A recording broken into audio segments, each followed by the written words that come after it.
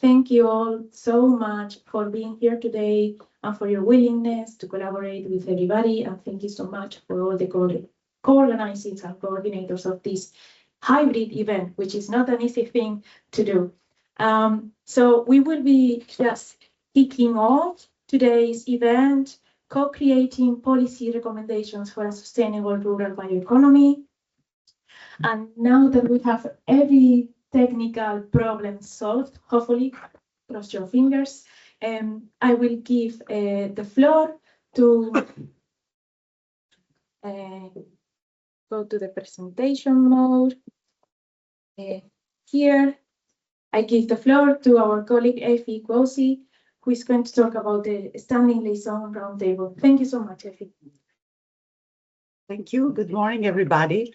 Like Carmen said, welcome today, and we would like to extend our special thanks to, first of all, our host here today, the EU CAP Network Support Facility, for having us here.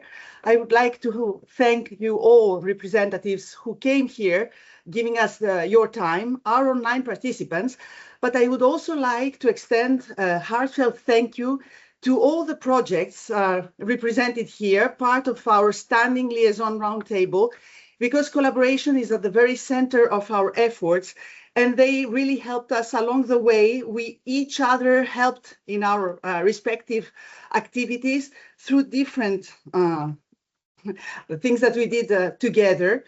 So here are the projects who participate to this standing, the SLRT as we call it. It's a 20 project alliance. Along the way, some of those projects finished. A part of them are EIP-AGRI funded thematic networks that are here to support and promote the work of operational groups. Others are representing interest in the bioeconomy sector. So we are all here today in order to promote our common, let's say, interests. And the collaboration and innovation in action was evidenced throughout those 3 years for most of us of activities. I'm not going to take a lot of your time, but I really want to stress that collaboration is at the center of most of our activities, and it allowed us to drive dialogues, online ones, and like this one on site and at the same time online, to create institutional synergies and to exchange knowledge. That was very important because we held a lot of activities with each other throughout this period. And I think that this kind of exchange and assisting and being there together is really at the heart of all efforts of those projects. And last but not least, not only through those kind of activities, but also the dissemination, we organized an online campaign, 2 rounds of it. So I think that it was a great success. So once again, thank you all for being here and helping us. So now I'm giving the floor to our hosts, please, of the support facility. Next one.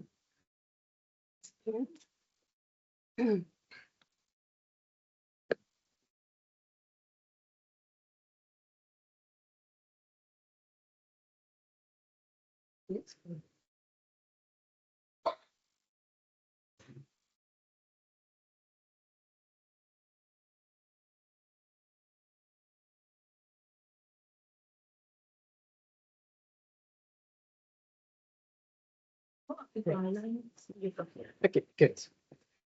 Good morning, everyone. Welcome in our premises. I'm Maureen van Azendonk, working for the EIP-AGRI support facility of the EU CAP network. And we have our premises here in this building. Very happy to have you here, and I hope you have a very good meeting today. So very short, EIP-AGRI in a nutshell. EIP-AGRI is the European Innovation Partnership for Agricultural Productivity and Sustainability. It was launched by the European Commission in 2012, and it aims to stimulate and speed up innovation while making it also more sustainable and productive. Change this a bit. Okay. We do this by trying to close the gap between research and practice following the interactive innovation model. And the interactive innovation model has three key principles. First of all, the bottom-up approach, making sure that all the projects are coming from a real need on the ground. Second, follow the multi-actor approach, bring together partners with different expertise to make sure that all the partners have complementary knowledge. And third, co-creating and co-decision making throughout the whole project from beginning to end, all along the project. As said, we've been supporting EIP support facilities since the start, so since 2012. But in 2022, the EIP Agri network and the European Network for Rural Development was merged into the EU CAP network. And this is a platform where we try to bring together stakeholders from administrations to practitioners around agriculture, forestry, and rural development to exchange knowledge and to learn from each other. The EU CAP network has three different strands. First one is CAP implementation, which is supported by the support facility CAP implementation contact points. The second one is the strand innovation and knowledge exchange, including EIP Agri. This is the support facility we are working in. And the third one is evaluation, which is supported by the evaluation help desk. There's also a fourth support facility, which supports all three strands in communication and event support, which you can see here in blue. And each of these strands has common objectives. So there are common objectives across all strands, but they all have specific objectives as well. And those two together, they form the annual work programs for all of the stands. Which define the specific topics all of the support facilities and strands will be working on in that year. And our main focus is to foster innovation and to support peer-to-peer learning and support the inclusion and interaction between stakeholders in the knowledge exchange and knowledge building process.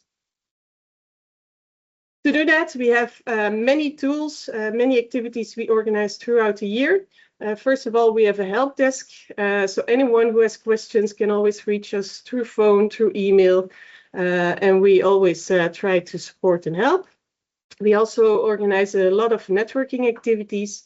So we organize workshops, seminars, but also cross visits, brokerage activities, all around certain topics to bring together stakeholders. We also have focus groups, which is a bit a special type of activity where we bring together a selected group of experts who really dig into a topic, and they work together throughout the year on those topics. We also have a lot of communication channels. We have newsletters, we publish press articles, social media, the website, etc. Here on this slide, you can see an example of what our work program looked like since January until June. So this is what we've currently been working on. As you can see, we are organizing many events, and the topics are very diverse and broad. Last week, for example, we had a big conference in Hamburg on water resilience, and we still have 3 cross visits coming up in June. Where we invite operational groups working around specific topics, and we encourage them to exchange. And we also encourage them to work further with each other in the future. We're also at this moment preparing our next annual work program, so that will start in July. We are still discussing the topics, so I cannot yet give a lot of details around the topics we will be working on, but I can already highlight that we will again have some focus groups. One will be on wildfires, another one on fertilizers, could be of interest for you. The call will be launched mid-June, so if you're interested, follow our newsletter and website, and then you can stay up to date.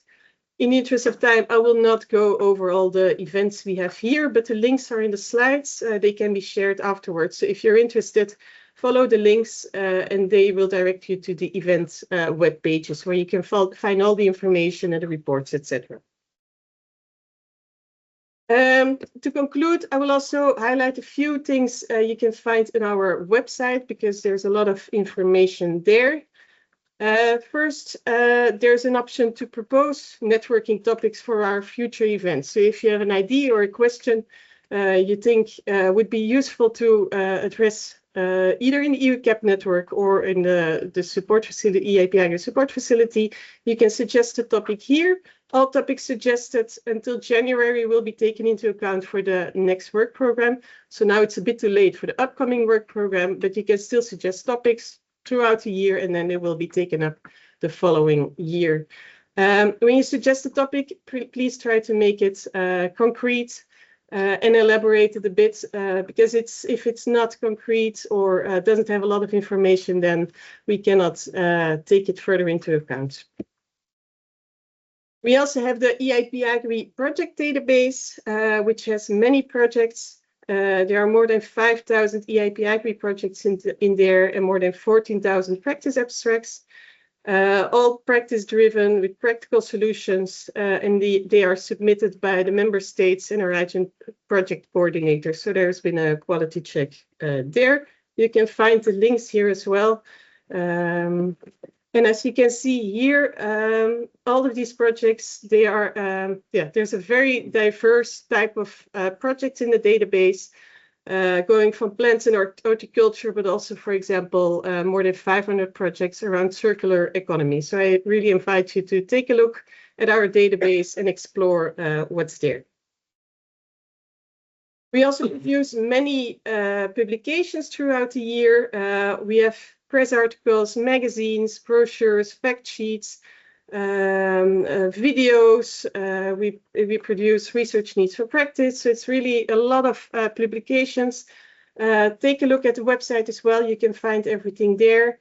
You can just scroll through whatever we have, but you can also search for more specific topics and look what we have already published. The publications are all in English, but if you would like to translate them to your own language, you can scan here. This will bring you to the instructions. It will connect you to our communications team, and they can help you with providing you the Word documents and all the layout, etc. So it will make it easier for you to translate it and make it available in your own language as well. Then we also have newsletters. We have the general EUCAP network newsletter and EIP Agri newsletters. If you're interested, I encourage you to subscribe to the newsletters if you haven't done yet. Then you will receive the latest updates, but also all information about upcoming events and calls, etc. So this is really interesting to follow. We also have social media accounts, all the regular ones, where you can also find information, updates on ongoing activities, and many more. Thank you very much. If you have questions, feel free to reach out. You can find the contact information here. And I hope you have a very good meeting here today.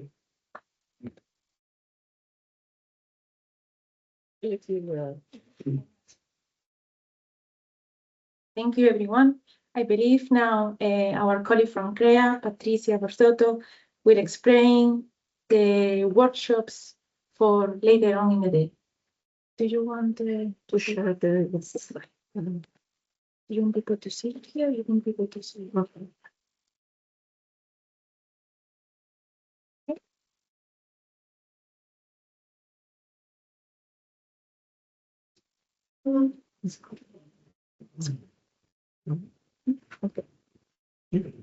Okay. It's fine because we should point the line. We won't be able to, yeah, that is.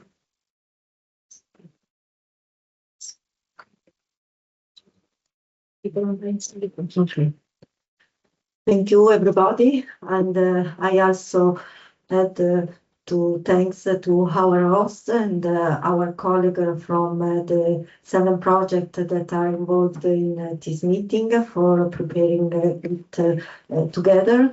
And just to know how was the today activity. I was not able to. You don't know how to use the arrow. Okay, thank you, sorry.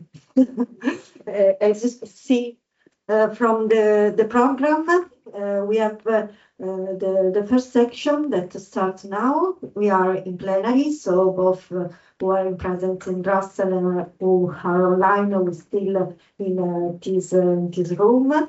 And in this step, we wanted to present the activity of the 7 project in order to give us a comprehensive overview of the current rural bioeconomy landscape, highlighting both challenges and opportunity. In particular, in the presentation that the colleague will give, they present the project, but they stress also the policy evidence and the barriers that are emerged during the project. There is also the presentation of the main tools and instruments that are developed under the project. As you can see, we have 2 groups of projects that are in common some elements. For example, the project that you find under the group A, they stress the role of operational group in the sustainable management of natural resources, biomass, water and soil in particular.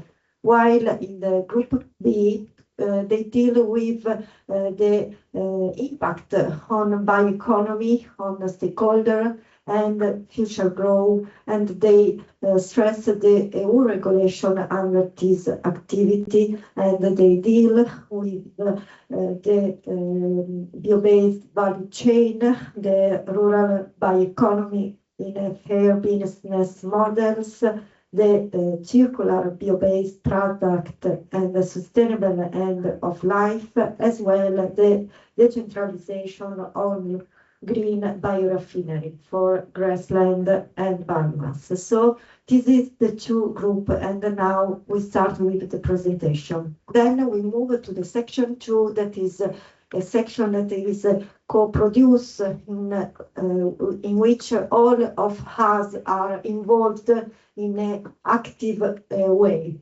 In this activity that deal with the policy and that are the base that we can use for the section 3, we are divided in 2 groups looking on table A and table B that you are choose online or for people in presence.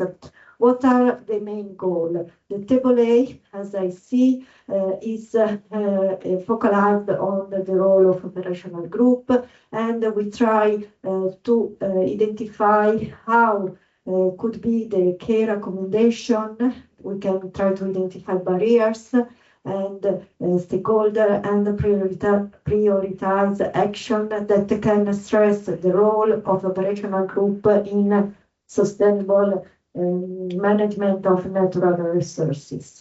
While group B, as you see, is stress the EU regulation barriers and drivers in order to identify key challenges and opportunities across circular bio-based systemic and co-design target policy intervention to enable effective and scalable green biorefinery models.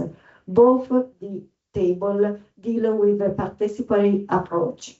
For people that is online, you have received 2 links, and after the section 1 stopped, you can leave this room and connect to the appropriate link for the table that you are suggested.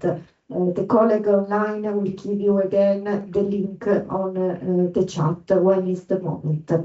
While people that is present have received a sheet in which is identify the table A or table B, and for table A, the room in which we are moving. So people that deal in table B will remain in this room, so in the plenary room, and the colleague Flavia give you the detail of the activity. While people that move to table A, we are split in 3 rooms. The first room is A1 and is the room Teano, and you have to follow Carmen and Barbara for the instruction for reach the room, while in room 2 we are I and Clara, and room 3 there is Mara and Sergi. So then we can divide it, and we deal the activity. In the room we explain how is it, and then we move from one room to another, but we give you the details. So this is for section 2. Then we have lunch time, so we have a break, and then we come back at 2 o'clock for the online people. You have to reach this link again because we are in plenary. And in this table, we have, first of all, the results that we have reached from the activity of table A and table B, both in presence and online. And then we have 4 invited people that with Mara Lai, that is the moderator of this section, try to debate on the results of a policy lab and try to identify a policy roadmap for policy recommendation. People that are invited in this activity are from the European Commission, from COPA-COGECA, from the area of the European Innovation Network for Agriculture, Food and Forestry, and also a professional journalist from Greece. So this is, as you see, a program with that is very full. So we have to start with the first section, and I call here Carmen again, that is the coordinator of BioNet project, and she will present the results of the project. Thank you so much. Yes. Thank you, Patrizia. While I am finding my slides, I again want to say to everyone involved, thank you for all your involvement and commitment. It is probably a busy day, but it will be a good one if we coordinate and do everything accordingly. We have just sent some of the links for the afternoon in the chat, but we will send them again later on. No, this is not the way to share the screen. I did it correctly again. Just bear with me, sorry.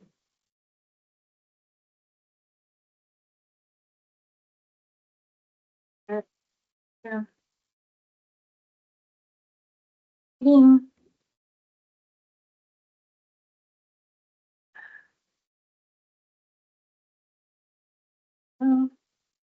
There we go.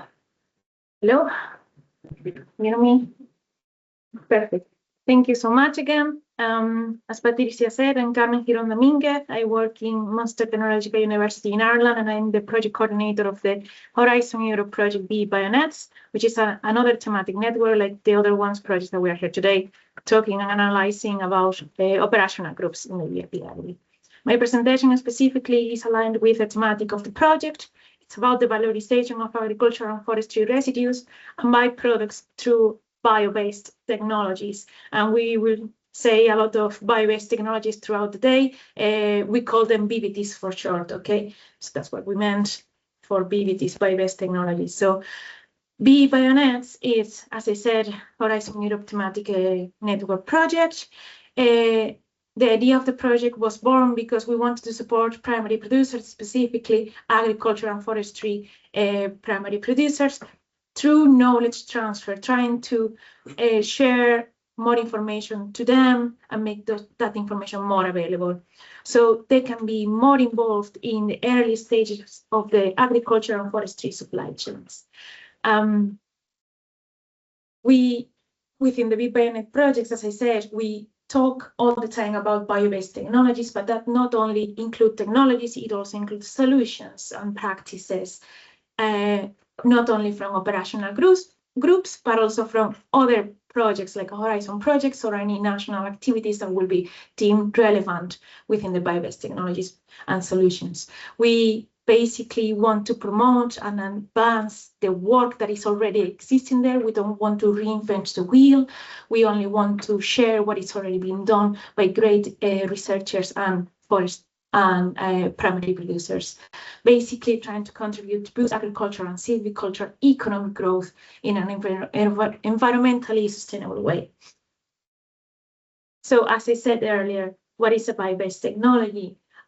The definition we have coined and used since the beginning of the project is those technologies or practices that use non-food feedstocks, circularity principles, or both to deliver diverse products. So this is a very wide definition, but this definition, regardless, is very important for the advancement of the circular bioeconomy in Europe.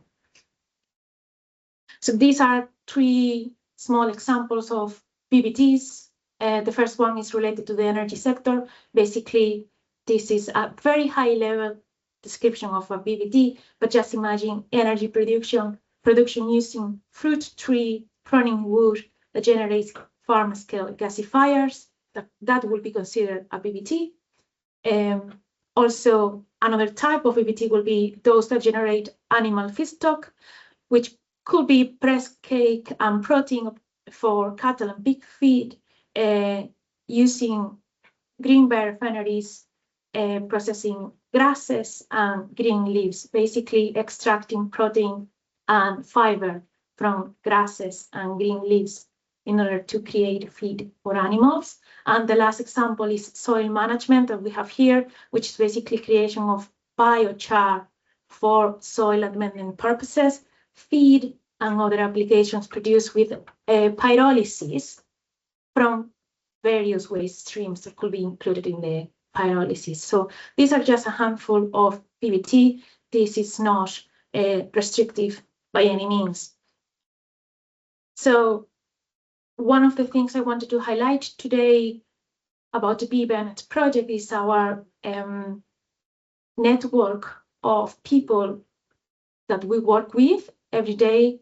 We have called that network Forest and Agriculture Network. The acronym is FAN, because it's fun to work with a FAN.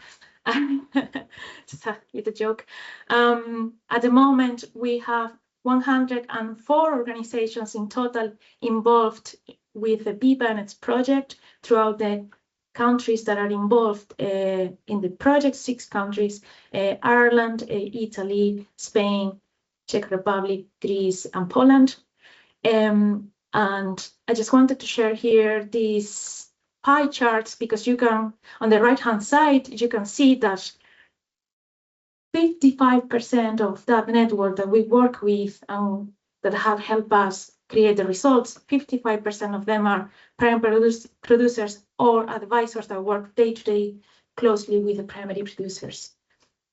The other are, as you can see on the left-hand side of the screen, they are multi-actor. There are different hats. There are different profiles working with us, mostly researchers, other advisors, and public authorities, service providers, people from business sectors in rural areas, etc. So I just wanted to highlight that our outputs are multi-actor and they are informed by primary producers.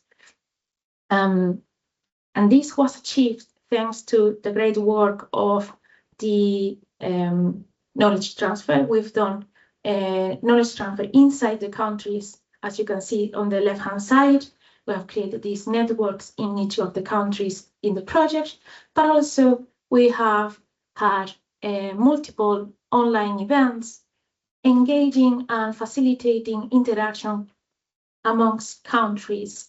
And we originally said, okay, let's do this by region or by area. But however, regardless, in the end, we said, okay, we want to do this by thematic or themes. So it has not only been a cross geographical interest. It has also been across thematic interest within the BBioNets project. And here, just want to spend 2 seconds or more, because it's very busy slide, but I have divided the slide in 2 more. I will be changing.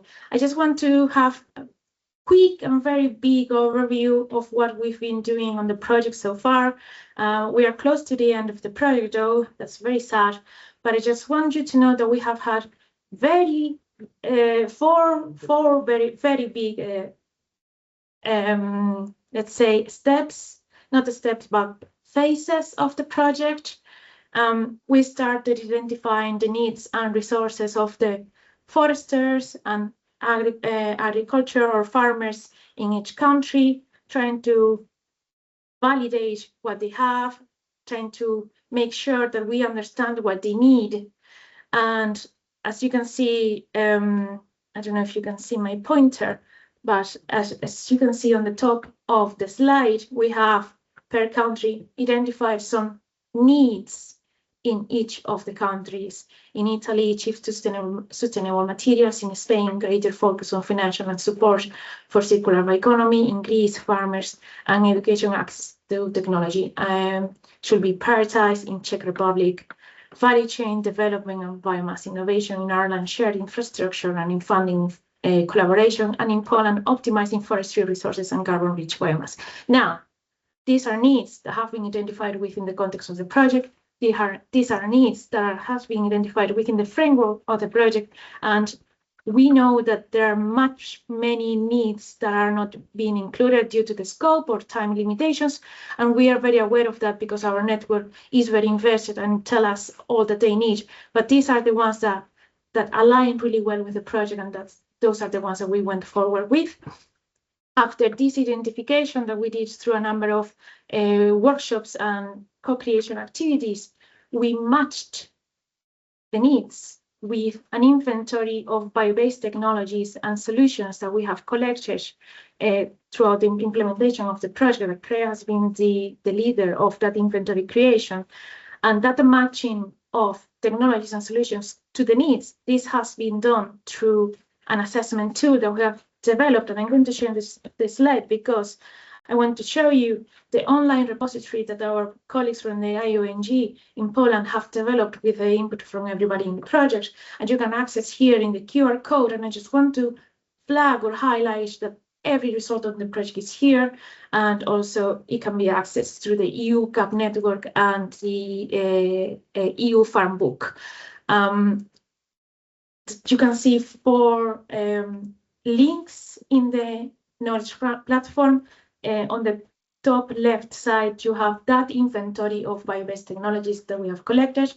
On the top right, you have that assessment tool that matches the needs identified to the technologies. And I don't want to go inside and show you, but I just wanted to know that a prioritization list shows up, and this is not a static list, is a dynamic list. You can change variables on the list to change the needs, because as I said earlier, we are aware that more needs than we have in the scope are needed. So this has been included so that people can change the priorities, put in the assessment tool, and have a different output of technologies that could be prioritized for their needs in their country. So going back to the slide that we had before, the third step that we have is that, okay, we need to put this into the people's hands, and we need to raise awareness and increase the capacity of the AQUIS actors. And I'm running out of time, but I will also say that every output that we have generated is in the bottom links on this website, and all the knowledge transfer materials are stored there. And finally, and aligning with today's topic, we have some preliminary outputs from the regional policy events that we have been doing in each of the countries in BBioNets. Some of the regional outputs I thought it was interesting to bring today as we are doing an European Policy Lab event. So I just wanted to read some of those identified. For example, I think I had another slide. No, I am here. Okay. In Italy, it has been identified a focus on policy integration and coordination in agriculture and energy interaction with financial support from banking foundations and instrument forestry knowledge networks. In Ireland, for instance, it has identified that it needs to be emphasized education and collaboration, proposing longer EIP Agri projects from 3 to 5 years and regional bioeconomy hubs led by cooperatives as important. In Spain, it has been highlighted that it needs to be prioritized sustainable forestry and biomass valorization, including updated biomass mapping and tech feasibility studies to advance innovation. In Poland, there has been calls for a national strategy with clear monitoring, simplified AQUIs, and integration of bio-based technologies into CAP eco scheme, such as biostimulants. In Greece, it has been identified that it needs to be promoted democratization of innovation via lighthouse farms, biomass energy communities, and incentives to reduce biomass waste. And finally, the last one in Czech Republic, it has been identified targeting better institutional coordination, stronger SME access to testing infrastructure, and increased visibility of innovation groups. Again, you can see here a lot of differentiation, a lot of variability. And again, this is also within the scope of the project. We know and we are aware that there are many points that could be acted upon, but these are the ones that we have deemed necessary to advance the bio-based economy within the operational group implementation through bio-based technology practices. And that will be everything. I just want to show here the QR code again from the BBioNets knowledge platform, so you all can have access. And thank you so much for your time and for listening to me. Thank you. And we'll give the floor. We invite Barbara Papai to present the soil exchange project.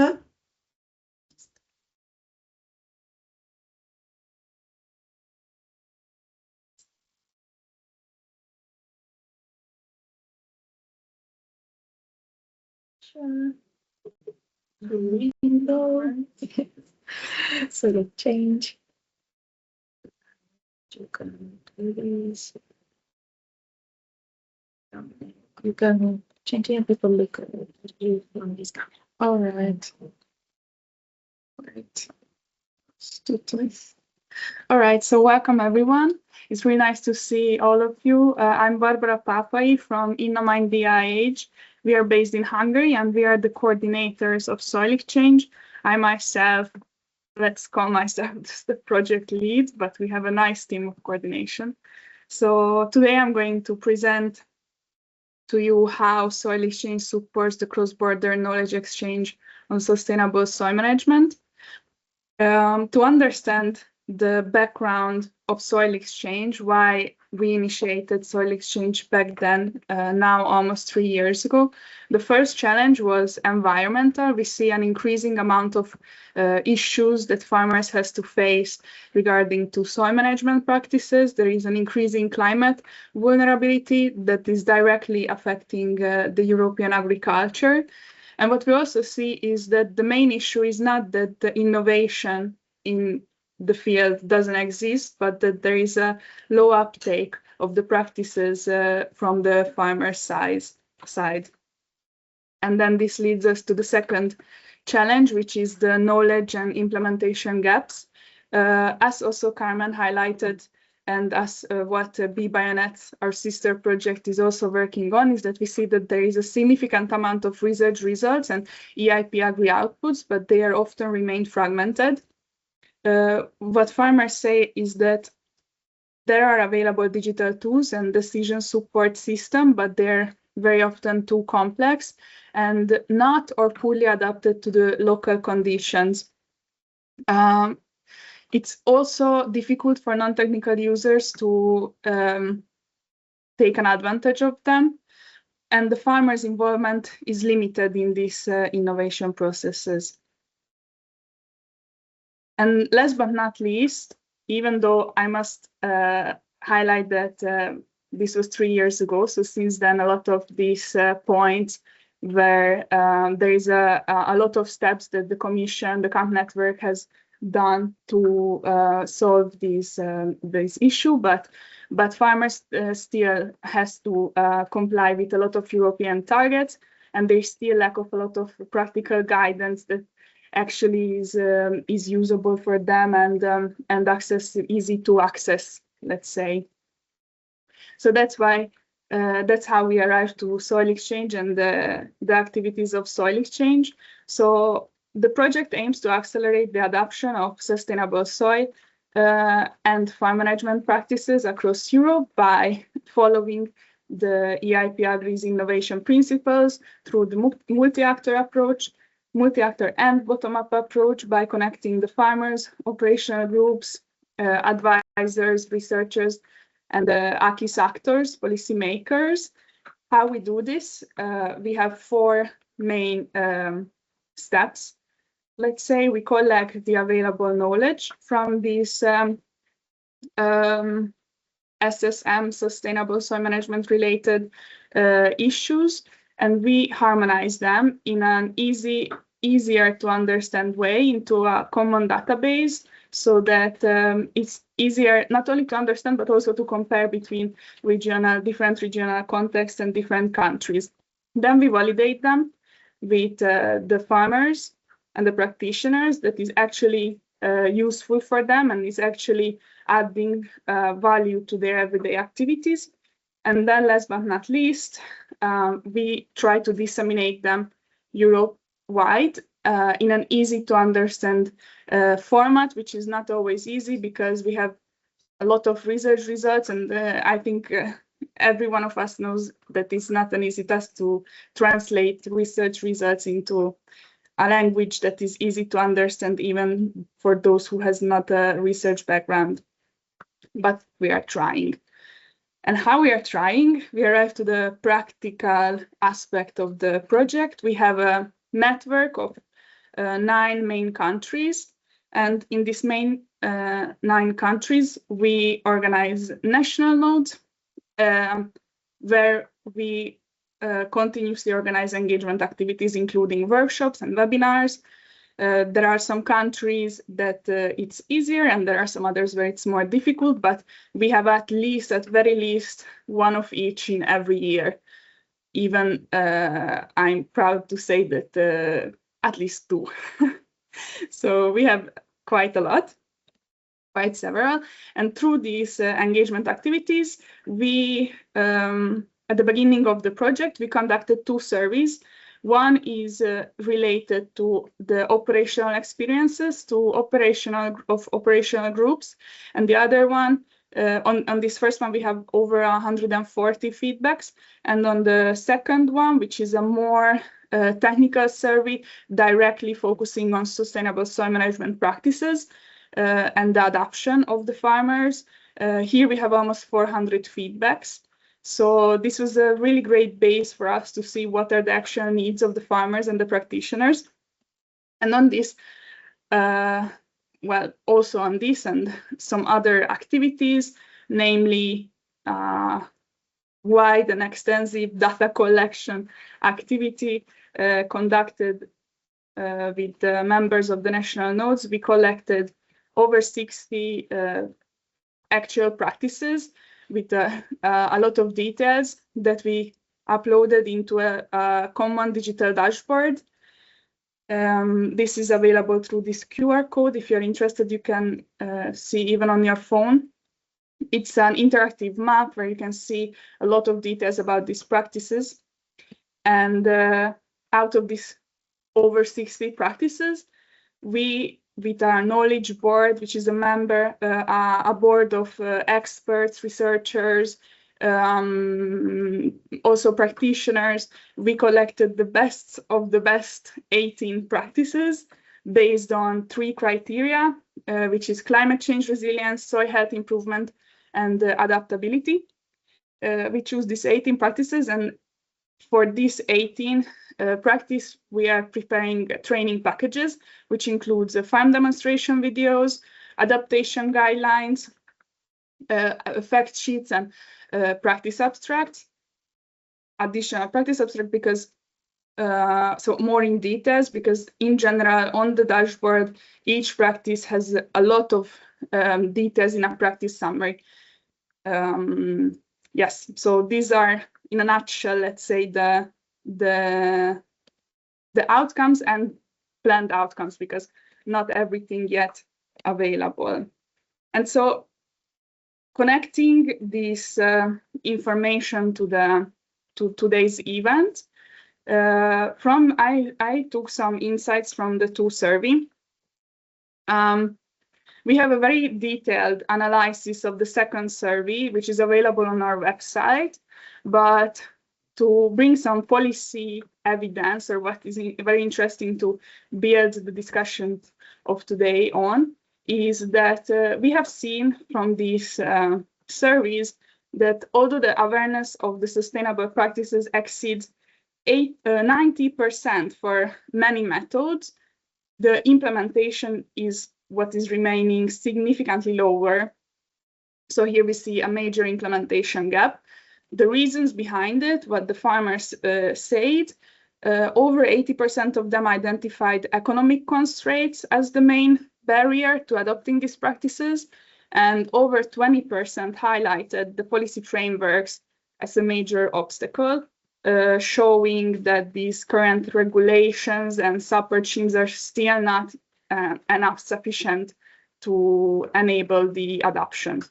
From the operational group size, we also see that almost 54% of operational group participants reported an administrative overload.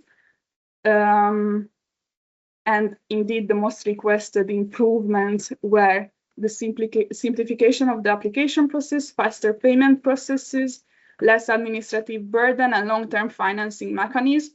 But here I want to highlight again that we made this survey in 2024, the second half of 2024, and I know that the CAMP network since then made steps towards making these processes easier. Thank you very much. These were the information I wanted to share with you, just to give a bit the ground, and looking forward to the discussion afterwards. Thank you, Barbara. Now is the time for the project AQUAGRI-KNOW, and I invited Sergi Munot okay, to present it. It's the last project of the Group A on sustainable resources management, and is also the last project that started instead of the other two. It's okay. Thank you. 10 minutes.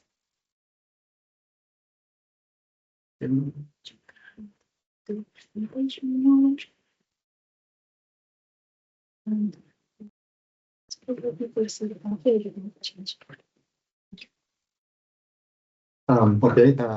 Hello, everyone. I'm Sergio Muñoz from Beta Technological Center from Spain. And over the next 10 minutes, I will present the project AQUAGRI-KNOW and its tailored solutions for sustainable on-farm water use. And before we start, and just to provide a number or a little bit of the context, is that, so it's, okay, no, now it's working, no worry. Is that 40 to 60% of all water use on Europe comes from agriculture. That alone, it's not a problem, but the urgency it's on the current context around it, and it's because water resources are under wide pressure. For example, all of EU member states currently report some type of water stress or water decline on their regions, and also with climate change, this only gets worse because it worsens the scarcity and the unpredictability for this resource for agriculture. And within this context, it's true that the EU policies have been ambitious and have not stayed quiet. For example, we have EU policy regulation frameworks as the European water framework or the water reuse regulations or the CAP reform, but still there is a critical knowledge deficit at a farm level. Farmers know that the rules are changing, but what we have found is that they lack practical tools and build networks to translate these complex EU mandates into informed action that they can adopt. As innovation already exists, we have different projects that can prove that, but it doesn't reach the practitioners in time or any usable form. That's usually the problem. And still, we are asking farmers to be more productive, to lower its environmental cost, and also to be more climate resilient. This possible balancing act without knowledge, tools, or peer support is the core challenge that AQUAGRI-KNOW addresses.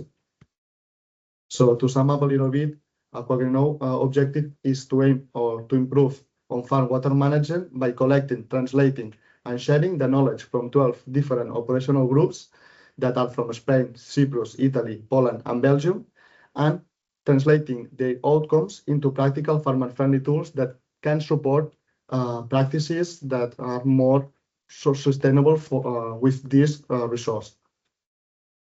And to sum up, the objective is to bridge the knowledge to application gap that we have found of different projects. The methodology that we use is a 5-step methodology. We start by collecting and standardizing the different results of the 12 different operational groups. Then we contextualize it and align it with the current regulations or regional problems that farmers face, and we translate and promote the adaptation of these projects by translating into more practical, usable forms for the end user. And we share them through exchanging experiences such as workshops or peer-to-peer events. And also, we interconnect these results through an ambassador project that what it does is it takes 10 selected people that are representative of the projects that we have selected, and it outspread the results outside the consortium to have a wider spread of the results. Our strategy to address this water scarcity and these water quality concerns focus on the 4 strategies to ensure a circular water value chain. We focus on water reuse, so we improve source management and on farm infrastructure. We also promote water smart crops, so we have data-driven farming or more resilient crops.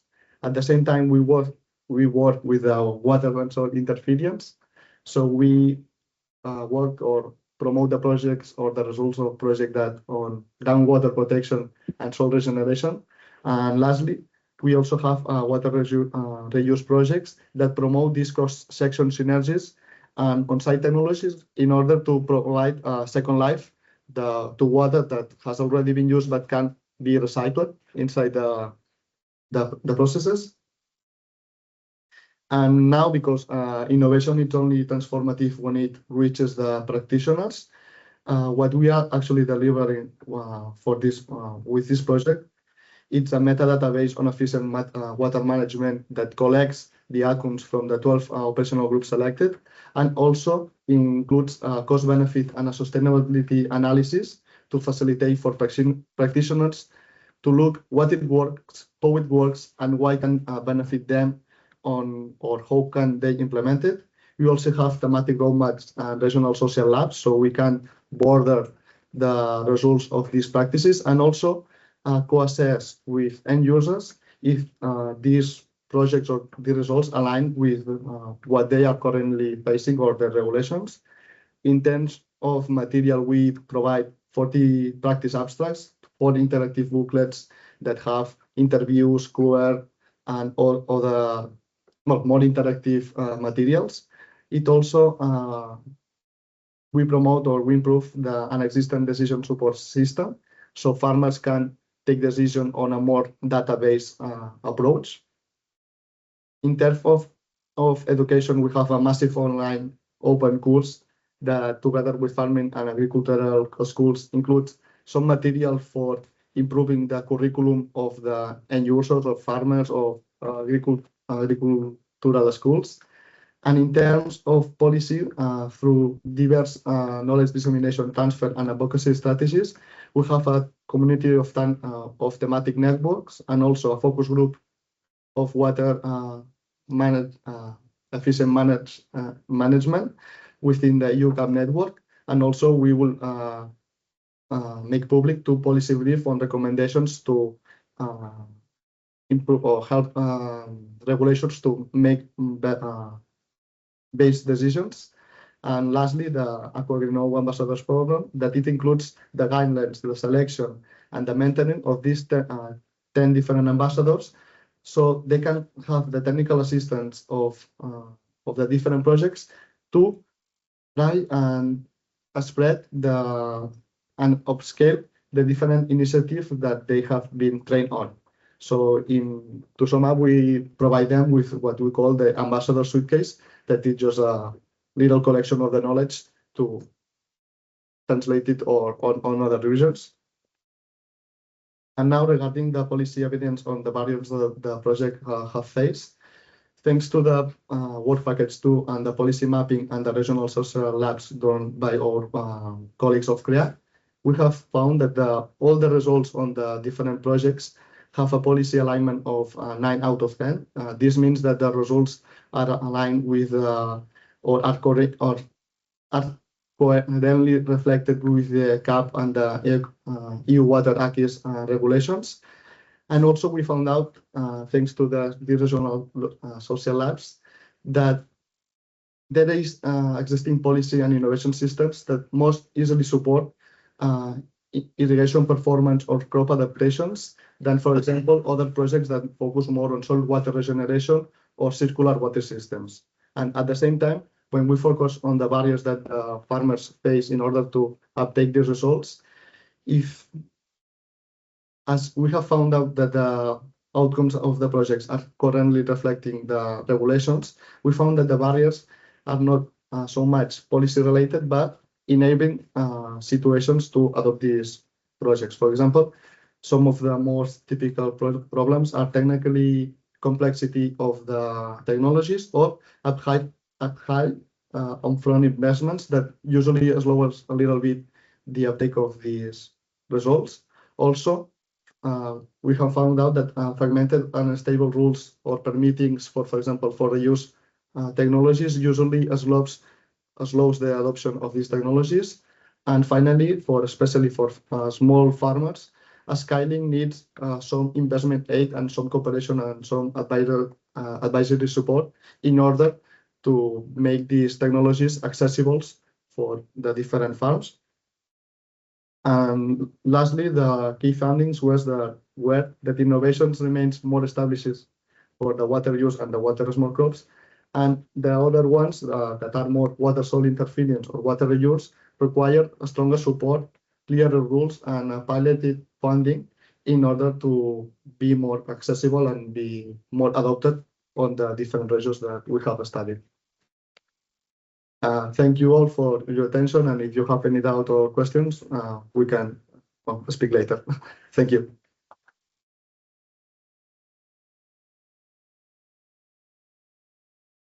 Thank you, Sergi.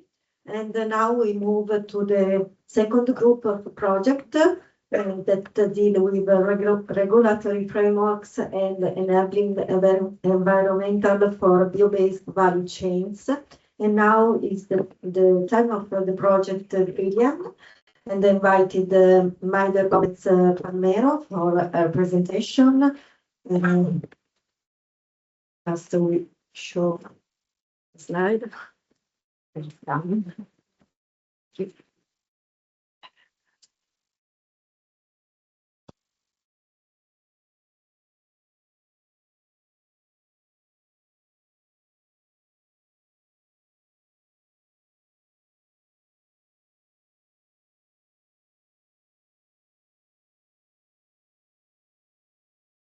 So thank you very much. I would like also to thank all the partners involved in this collaborative effort, and also, of course, for providing the support to today's journey. So very briefly, I would like to present the BRILIAN project. It's a project that aims to support the adoption of sustainable and cooperative business models, especially focusing on rural areas. And we've been working with 3 pilot regions, one in Spain, in Italy, and Denmark. We work with different feedstock. So in Denmark, we work with rapeseed cake. In Italy, we work with sunflower, safflower, and cardoon to produce oil cake and also biomass from the cardoon. In Spain, we work with the pieces of potato rejected and also water using the process in a potato industry. And we do all this while trying to valorize all these side streams and but reducing the environmental impact associated to this valorization, because indeed what we really want to develop is validate and develop up to 10 bio-based value chains. For this aim, we also target different applications. One of our main objective is to boost the application of the solutions. So having a broader portfolio of high value added byproduct contributes to it. Therefore, in Denmark, we're working with vegan protein and also with bioadhesives. In Italy, we're working with biostimulants, bioherbicides, biolubricants, bioplastics, bales, well, actually substrate that is used in the bales to produce mushrooms and also animal feed. In Spain, we are working with bioplastic, more concretely with mulching film for agricultural applications and stretching film for packaging, and also with cosmetic sector applications.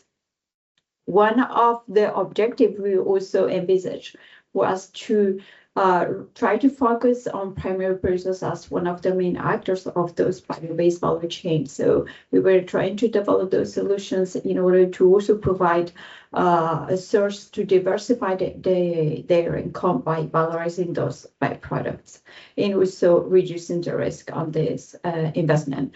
This is how our concern, and as I mentioned, one of the objectives was to boost replication. So for this aim, we involved in the consortium BioReFarmeries. So here our representative, and also find ways to replicate this within the pilot region. So we did manage to see those regions, those countries that were already cultivating those same crops, so that the transfer would be easy, and also how to adopt those solutions while addressing other crops.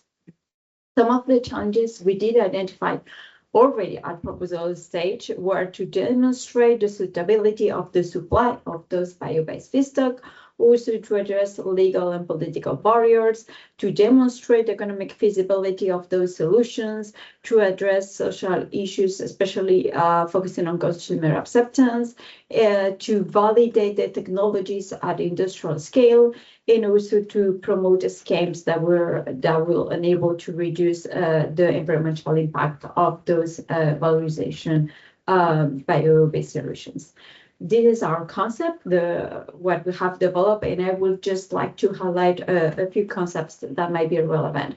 So as I mentioned, we were focusing on primary producers, and for that we did address different profiles. So in Italy, for instance, we were working with farmers through a cooperative that was their interlocutor that reached the farmers to engage them to cultivate safflower, sunflower, and cardoon in marginal lands. The way we did this was through developing agreements in which they would get paid no matter of the yield they produce. So that was a way to engagement, and for that we did develop what we have called organizational module, in which we provide all the tips and all the considerations that need to be taken into account in order to establish these kind of contracts. In Spain, where the way to engage primary producers was through different profiles. So we have a cooperative that gathers farmers, but also the industry that commercialized the potatoes, so that farmers were engaged in the valorization of this side stream because it will circulate back to the fields and they will use the margin.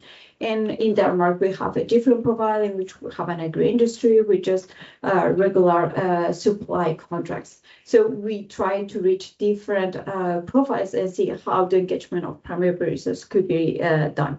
Also, I mentioned the logistic is very key. I mean, it's the first step. If it's not feasible from an economic point of view, it won't work. So we did develop what we call logistic module, in which we produce a tool that allows them to not only address the potential of the feedstock, but also where to place those transformation facilities in order to be economically feasible. So that was another tool that they also needed to try to develop this kind of initiatives. I also mentioned that one of the keys was this production of value added by products. So we did validate all the technologies to be fully developed at industrial scale.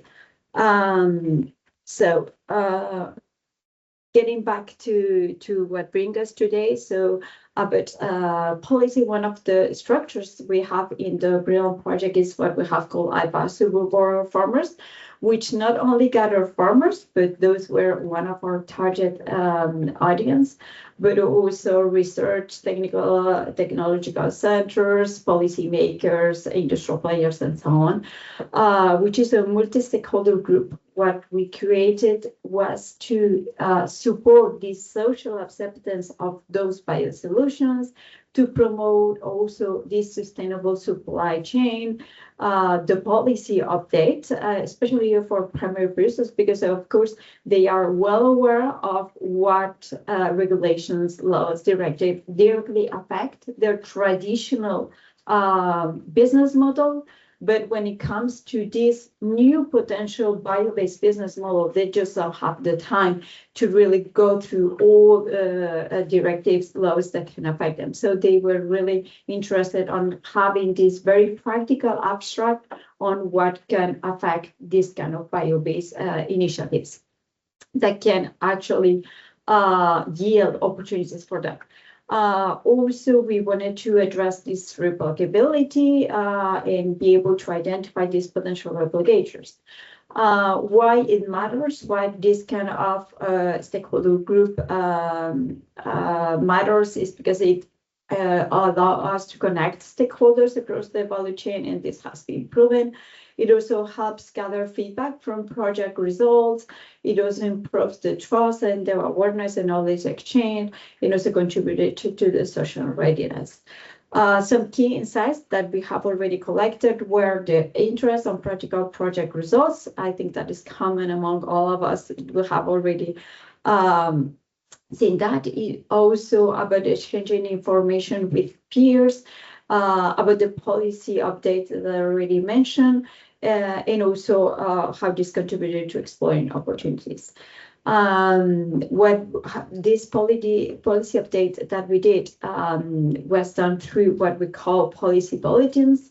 So our colleagues, EBB, of the project did produce these policy updates focusing on what is more strategic for the development of these bio-based initiatives at European level. So for instance, in the first we deliver, it focuses on Green Deal, the CAP, the climate goals, the biotech roadmap, the biomass strategy gap, the packaging waste regulation, the waste framework director, and so on. And this last one just delivered in January, we focus again on how this simplification program will look like, how the CAP simplification, the DAG, the bioeconomy, of course, the strategy, the plastic circularity, and so on. I would just like to highlight a few of those poly extracts that we did share with primary producers specifically that were very interested or really raised their interest. Was about, of course, the CAP. They were very interested to get any feedback in this regard, but not only on CAP that goes to up to 2027, but also getting a hint on what's coming next.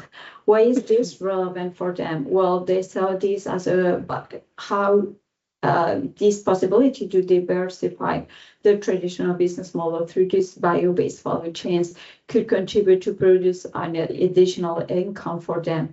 And also how these eco schemes, rural funds, and regional plans can also support this feedstock logistic and local processing.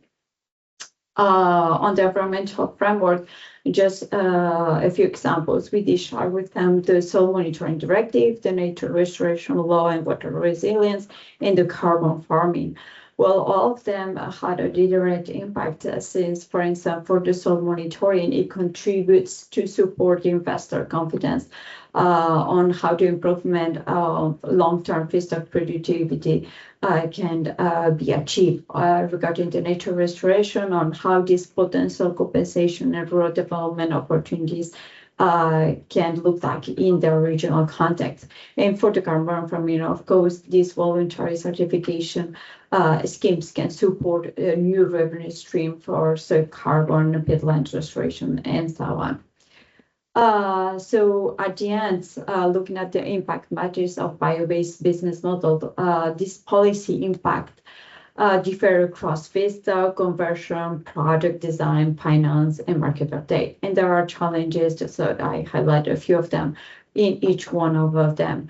But at the end of the day, a bankable bio-based model must combine sustainable feedstock access, technology readiness, compliance-ready product design, verifiable claims, and access also to demand-side instruments. So our approach in BRILIAN was to treat policy compliance as part of the value proposition. And just a few topics that I would like to highlight or reflect to trigger today's discussion. Bioeconomy is increasingly framed as competitiveness, industrial resilience, and rural development. In all stakeholders involved agendas. And of course, bioeconomy strategy reinforce this scale up, this regional deployment, BioReFarmeries, and sustainable boundaries. So it contributes to provide a potential positive framework for the development of those initiatives. Nevertheless, so far demand-side measures remain weaker for bio-based materials than for bioenergy. So it's also something that we have in mind. In conclusion, targets, procurement criteria, standards, and finance must convert all to create those big markets that will really contribute to boost bio-based business models development. And that will be everything from me. Thank you very much.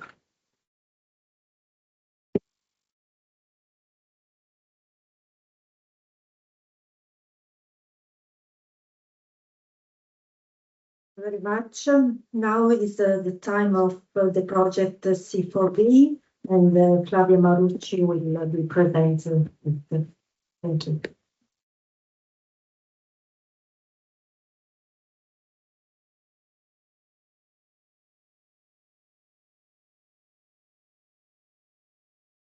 Open by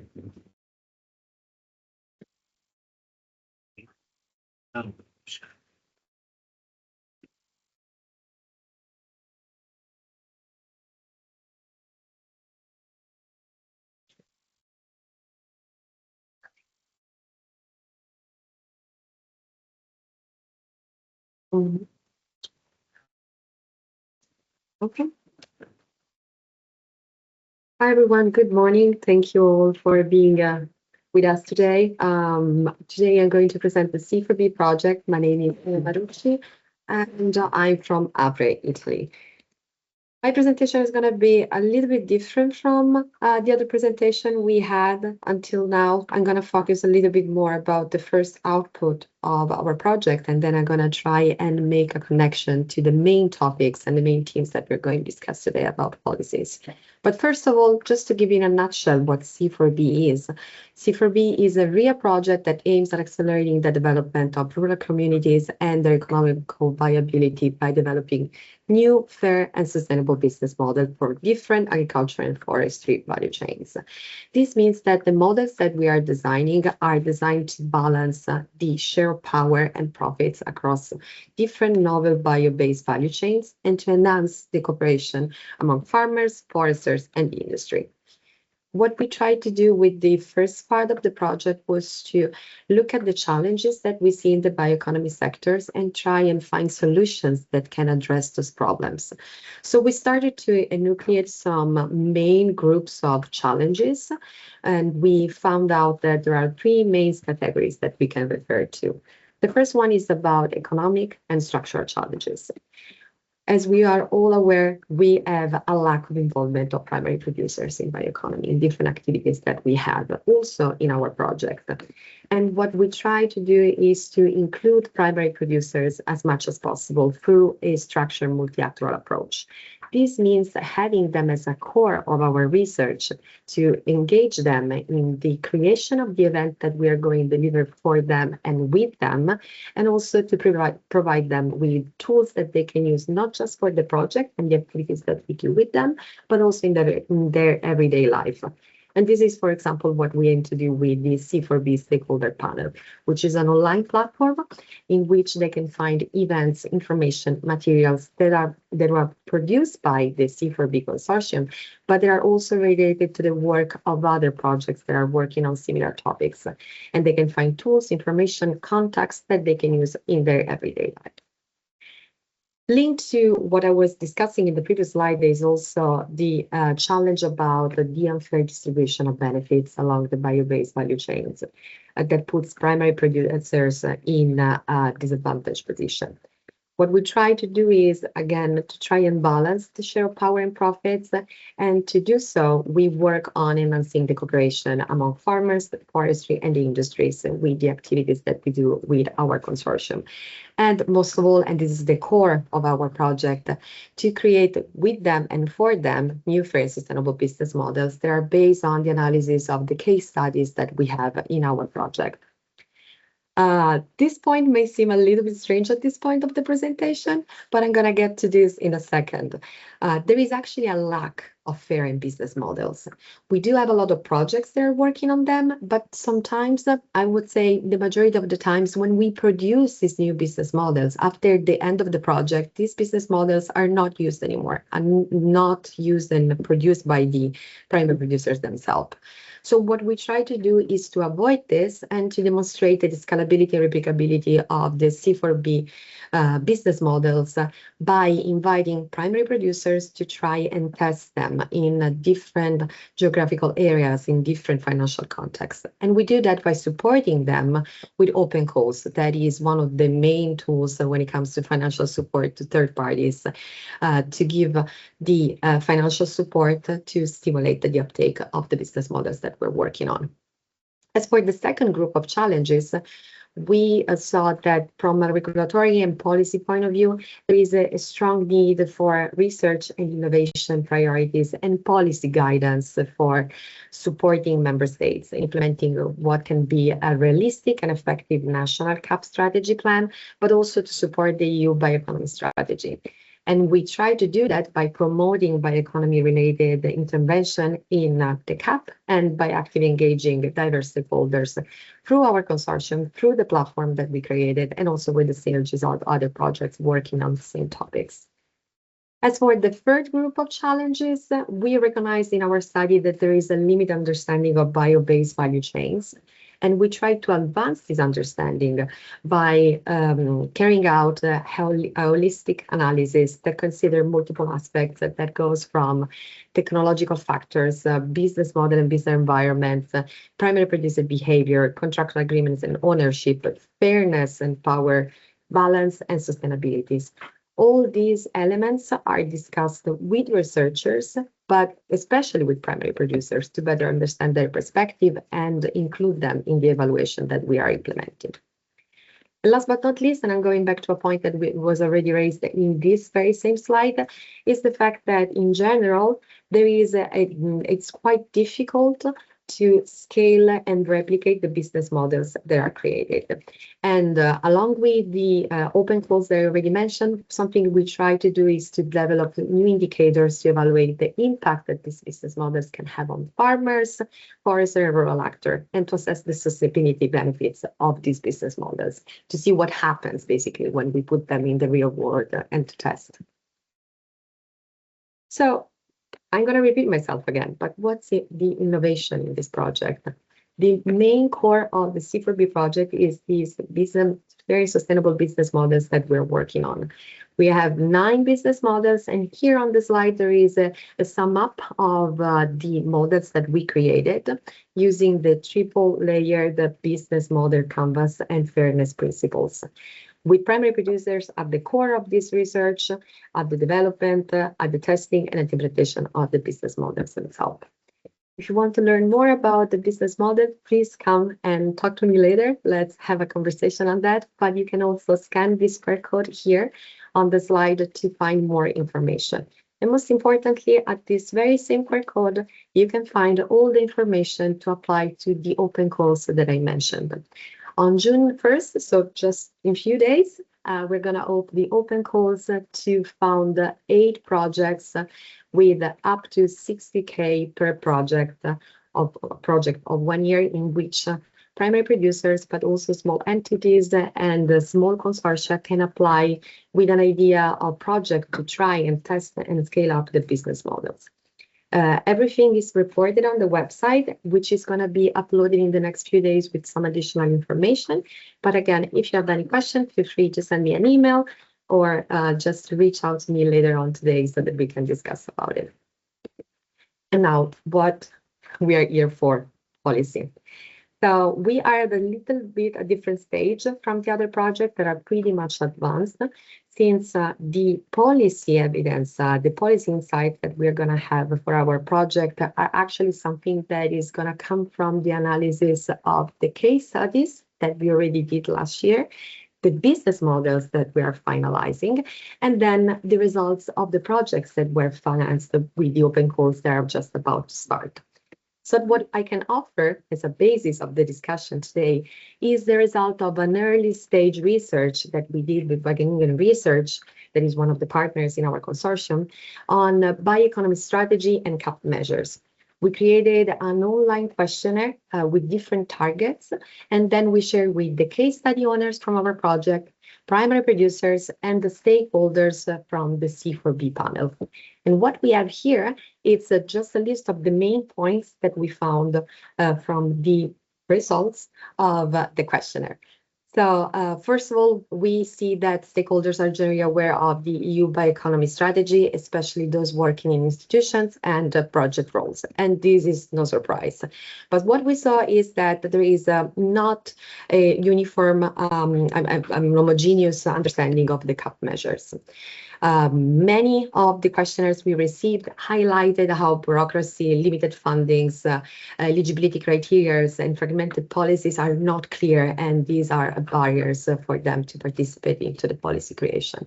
At the same time, and on the contrary, financial incentives, stakeholder engagement, regulatory clarity, are key drivers for enabling bioeconomy development and innovation. Another point that was raised, and this was already mentioned by my colleagues before me, is that sustainable biomass production, circular farming, bio-based innovation, and rural bioeconomy development are clear priorities for future CAP and related policies.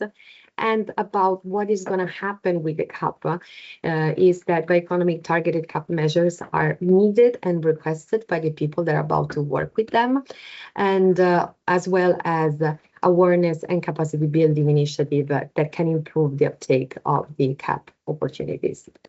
Last but not least, looking at the future and looking at the CAP 2028-2034, their form offers opportunities for better coordination and value chain development, but also the stakeholders also foresee some risk of increased competition for resources and reduce income support budget that can limit bioeconomy investment without compensatory measures. So this is food for thought, I hope, and I really hope that we can talk about this later in the table. I thank you all very much for your attention, and I leave the word to my colleagues. Thank you, Flavia. Now is the time for the project, the SOUL project, and she will be presented by Margherita Caggiano. Yes. Okay. Yeah, I'm here already, so we can start. I think we are running a bit late, so I will try to be quick. And then if you have questions, I'm here. So I'm going to present the SOUL project. The full name is Circular Bio-Based Products and Sustainable End of Life. I'm Margherita. I work for Rural Foundation, an Italian foundation that works to promote soil health. I'm not sharing the screen. Oh, sorry. I'm so sorry. I will keep talking, but maybe they cannot hear me. Sorry for that. So in the project, we are 17 partners plus one associated partners. We come from 6 different countries: Italy, Spain, Portugal, Ireland, and Poland. Poland, I was forgetting. And the main goal of the project is to develop 11 bio-based and biodegradable in soil product solutions. The project started in September last year, so we are still starting with the activities. We are still at the beginning, so we don't have output to present as yet. We hope to have something more soon, and will last 48 months. The background where the idea has been generated is born is the main issue of use of plastic in agriculture. As we know, plastic represents 3.1% of the end user market, with crop production and livestock as the largest users, accounting for 10 million tons annually. And I will leave you the presentation so you can check the data later on.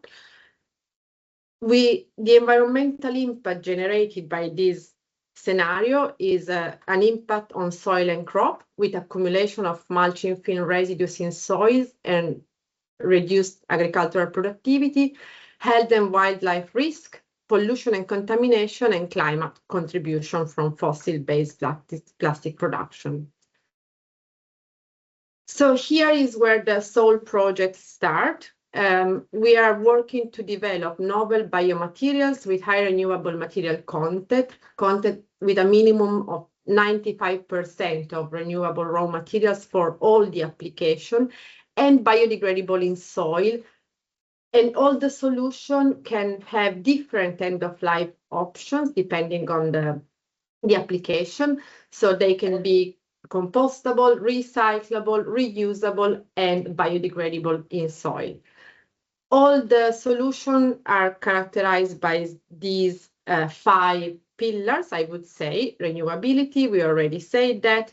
Validation, all the solution will be validated in 5 real sites, again in Spain, Italy, Portugal, Poland, and Ireland, and will be brought close to market readiness. So we are working to have full value chain developed and tested before the end of the project.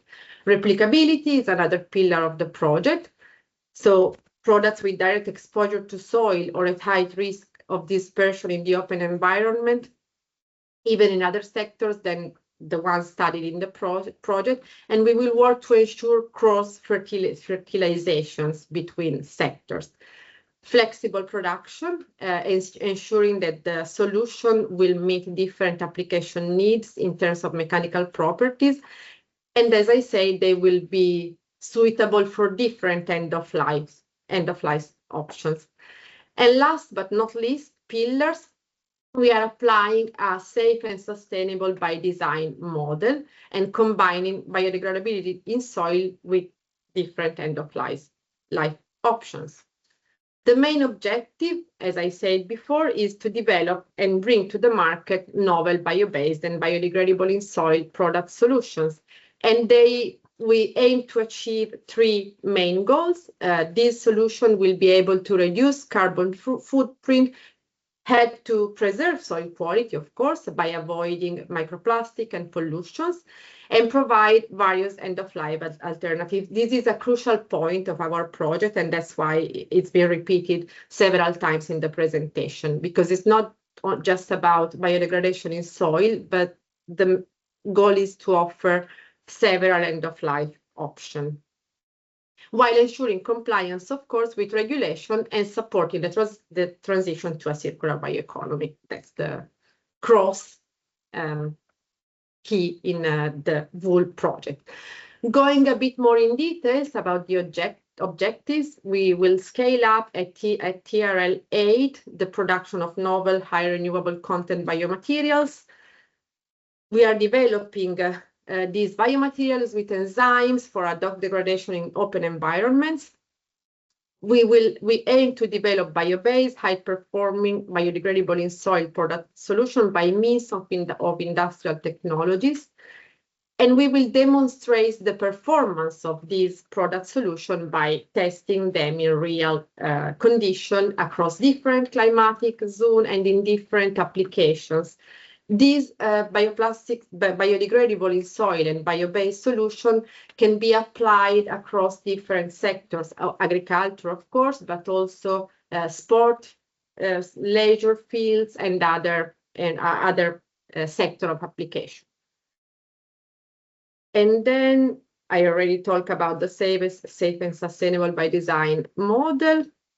And we will also we aim to define a sound business case for the commercial exploitation and replication of these innovations. Of course, all the work packages have a transversal work package, which is the dissemination and communication and stakeholder engagement. We are also working to build a multi-actor panel, which will include members from the whole value chain, so starting from primary producers to technology, to converters, to product converters, to composting facilities and other waste disposal facilities. And then we also have a key task working on policy recommendation.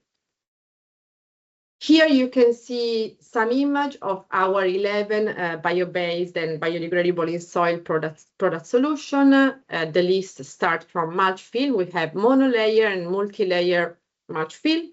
We have control release fertilizer, which are based on spray coating, clips, twines, pheromone dispensers, turf nets, tree shelters, and infill for leisure and sports application.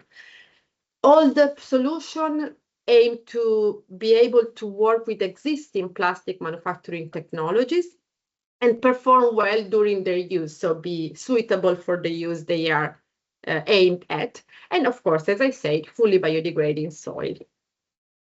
And I come to the end of my presentation, which is the part related to policy. As I said, we are still at the beginning of the project. We have our partners and friends of EBB here. They are leading the work package, the task, which is working on policy recommendations. So they are similar to what they are doing in BRILIAN, which was presented from the two presentations before.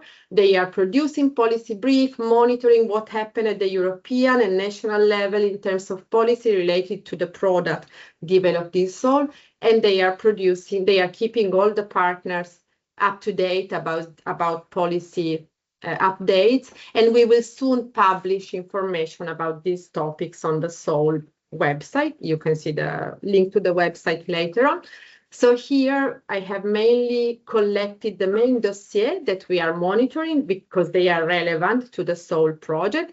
They have been mentioned before, so I'm not going to dive too much into details, but we are of course monitoring the CAP reform, the soil monitoring law, the bioeconomy strategy, the packaging and packaging waste directive. There is a revision of the fertilizer regulation, the Circular Economy Act, the pilot for boosting the circularity of plastics. And then, of course, for our products, the products we are developing, the standardization landscape is crucial.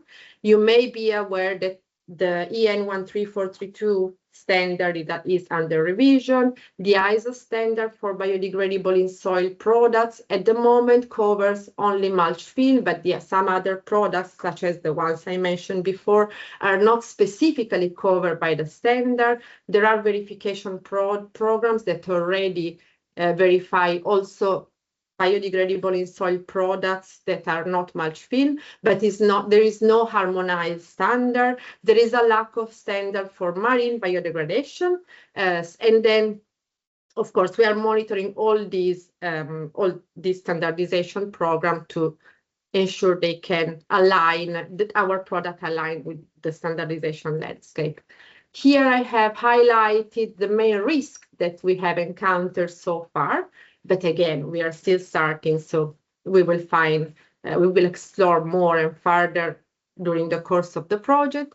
We have already spoke about regulatory uncertainty and fragmentation in terms of different EU member states, in terms of different legislation and in different EU legislation, lack of harmonized monitoring framework and data, especially for soils.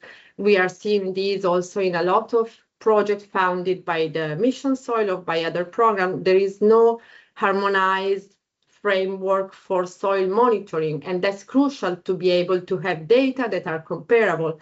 There are no harmonized methods to collect data and to monitor soil quality, and also easy to be used by farmers, by end users. So that's something we are monitoring very closely. And as I said, member state and even implementation. And I mentioned already the lack of harmonized and missing standard in terms of compostable and biodegradable in soil product. And that's all for me. Here at the very last, under the Soul logo, you can see our website. So please follow us, check our social media, subscribe to our newsletter. As I said, we are still starting, so we are trying to build a database of stakeholders that we can engage in the project activities. Thank you.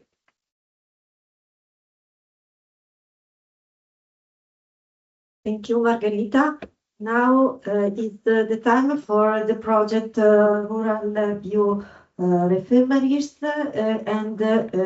Liz Gavin that presented the project is connected online, and she can share her screen, please.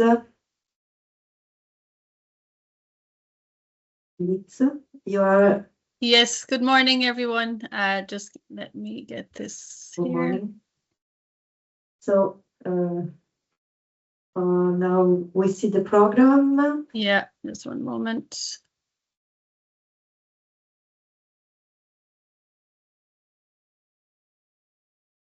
In the meantime, I see you that we have a little delay of timing, so we expected to end this section at 11:30. And so we have to move to the section 2 for 10 minutes later, as we have writing in the chat. So please note of that, and give the floor to Liz.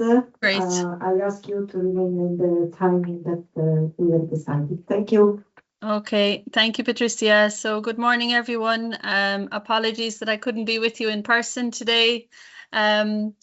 I will go through this project, which has started on the 1st of December 2024, the Rural Bioeconomy project. It's funded by the CBE joint undertaking.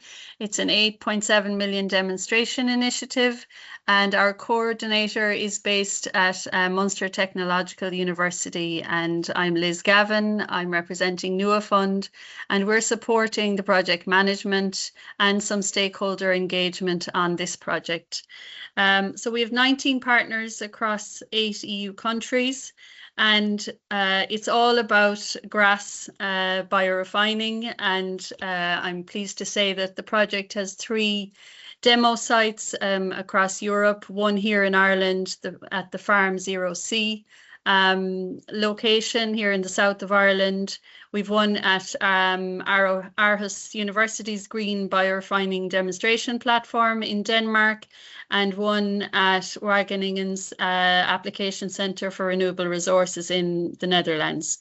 All 3 of these have expertise built up over a number of years in green biorefining, and as we know, grass is one of Europe's most underutilized resources, and I suppose the project is aiming to change that.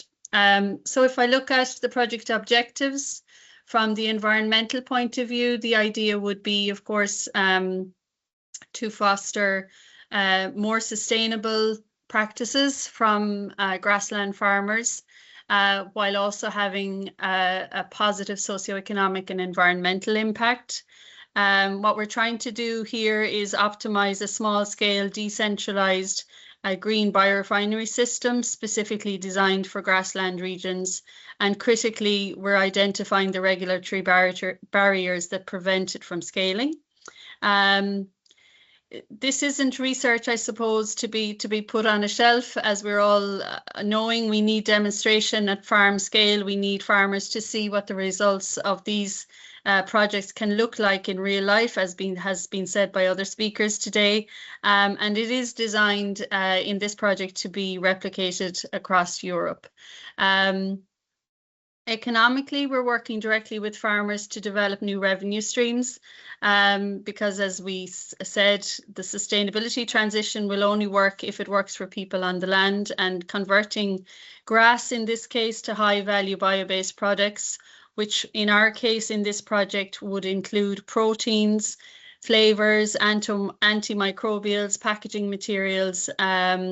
We create a business case that keeps farmers viable, and we're working as well on a smart biomass supply chain tool, because the logistics around identifying, what are the different logistical challenges that farmers will come up against when trying to make the best use of their grass is something that hasn't been looked at in a comprehensive way, and in 2 different and 3 different demo sites. So we're looking at the different elements and conditions around that as well, to ensure a high quality biomass delivery from the farm to a hub or a facility. On the regulatory side, we're co-creating as well policy recommendations. Now, like the previous project, we're early in this phase, so we have some idea on what will come, and I have that in my last slide, so I'll come to that later. But I suppose the main thing is trying to put this into real life conditions and see what are the conditions that we need to put in place in order for farmers to take up this. And of course, the project answers a number of the SDGs, the EU Farm to Fork strategy also, and we're trying to demonstrate this on the field. Just changing. So over here, you can see the overall approach. So you have the grass, obviously, as the main feedstock. That is being, I suppose, divided into 3, with press cake, green juice and brown juice. And then you see here the whole value chain that's involved in this project, and where I suppose a lot of the work at the moment is going on. And there, this is building on previous research as well, but now trying to scale that up. So optimizing the local supply chain, and we put farmers at the center of this, so they're the starting point, and the whole supply chain has to work for them and not just for the final end product beneficiaries, let's say. So the biorefinery itself will produce, hopefully will work on efficient protein extraction, both human and animal grade, and the idea there being to reduce Europe's dependence on soy. It will also work on the fatty acids that are produced and the nutrients, and of course energy and fertilizer can be then used back on the farm, closing the loop. It will also look at the high value food ingredients, flavors and antimicrobials. They have a significant commercial market pull, but again, this needs to be worked out and worked fully through on the business modeling side, and I'll come back to that. And then finally, Wageningen in particular are focused and with an SME who works in this area are working on the bio-based fiber and packaging, directly replacing single-use plastics in the food supply chain. And as in previous projects, there is a work package on the business models and ecosystem building. The economics certainly have to work in order for farmers to take this up. And this is only in the early stages, I would say. We haven't gone into this. We're in the starting blocks around that, and first conversations are happening, but we haven't worked deeply on the business model. It's later in the project, so we need the first results first. I'll just move to the next one. Yeah, so on this one then, just sorry, now I'm just my notes here. So sorry, second.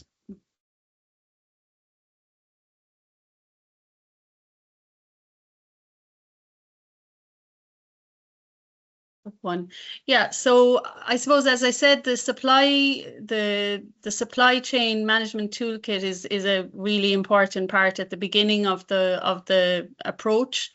And our colleagues in Aarhus are working on a digital toolkit to be able to predict harvests, to be able to plan when, you know, the grass will be moving from A to B, and what are the different things you need to consider in terms of storage, etc., around that. They will also look at both a centralized approach, but on the Farm Zero C side, we're looking at a hybrid approach where initial biorefining activities happen on or near the farm. It hopefully will reduce logistic costs and keep value in the local economy from doing this. We think that obviously multi-actor collaboration is a key variable here.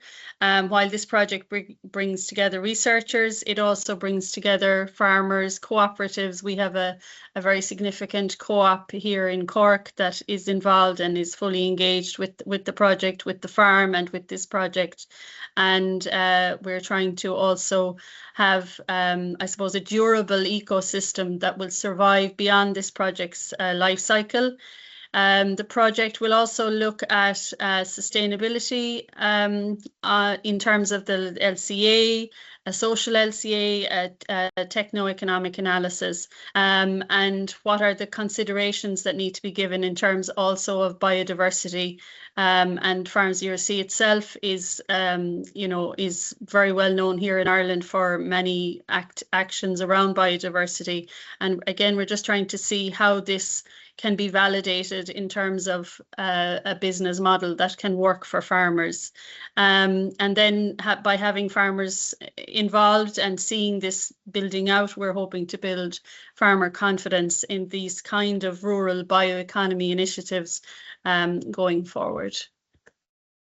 And then my final one, Patrizia, you'll be glad to hear. As I said, we're in the early stages of the policy side of this project. But we already know, and I suppose even at the proposal writing stage, we already could see some of the issues that we would be coming across.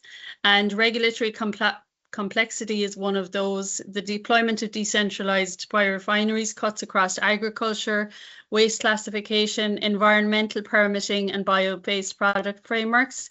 And each of these operates under different EU and national rules. For a small cooperative trying to bring a product to market, whether it's animal feed, human food ingredient, or a packaging material, it creates enormous uncertainty.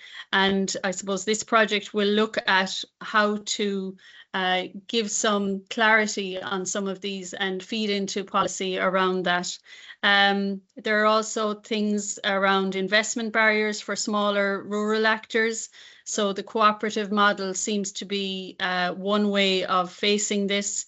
And family farms face challenges engaging with some of these emerging bio-based value chains. So we do think that they will need tailored support mechanisms to support the rollout of some of the solutions that are coming out of this project. So our recommendation, I suppose, at this very early stage is to think about, and we can discuss this at the working group, at the working tables later, tailored support. It has been mentioned also by others there, tailored support mechanisms, in our case for decentralized cooperative rural bioeconomy models. This means in practice, I suppose, simplifying permitting pathways and creating regional biomass hubs. And again, looking at what the future CAP plan can help in that side. And Carmen mentioned the idea of shared infrastructure. This is something here in Ireland that we are working hard on, and this project will be another kind of, I suppose, flagship for that idea, and trying to support more funding for collaboration, and also the education of both our farmers and our young farmers coming through as well. I will leave it there in the interest of time. Thank you all.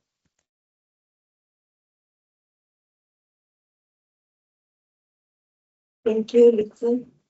And thank you everybody that speaks in this first section. Now we have this little break, and then we move to the policy lab.